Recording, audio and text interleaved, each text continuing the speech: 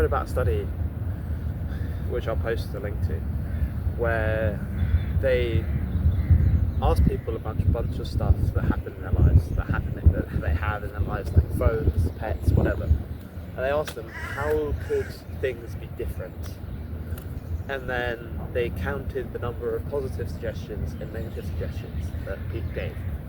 And they found, without fail, for every single thing in people's lives, regardless of how good it was originally, they always thought of how it could be better.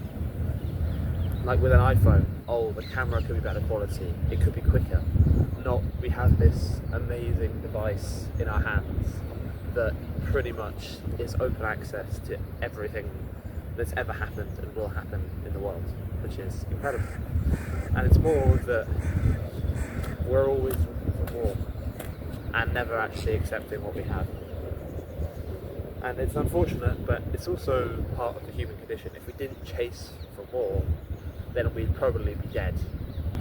Whether it's insecurities or just not being satisfied, not being able to sit with what we have, we're always just looking for that next thing.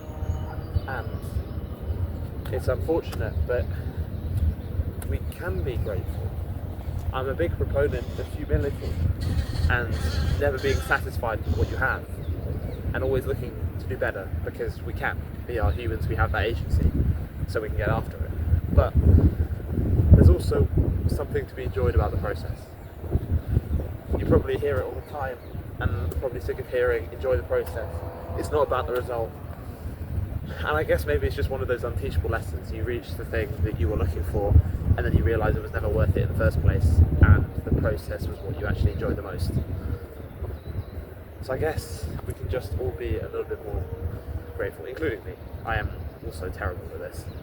I spend a lot of time thinking about how things can be better, how I can be doing more, or what's going wrong, rather than the fact that I am here recording this with a rope that allows me to move with my hands, and I'm not injured, and I'm able to go to bed and eat food, and I'm very grateful that I get to live like this. And that's difficult to do. Minor inconveniences often feel like the end of the world.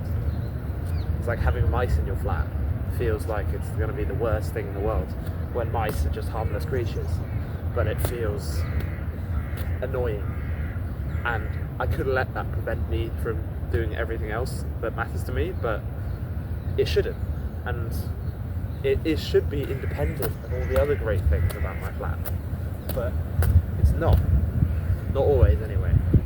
And it's hard to make it feel that way, but we can always try, and it's an art to get better at. So yeah.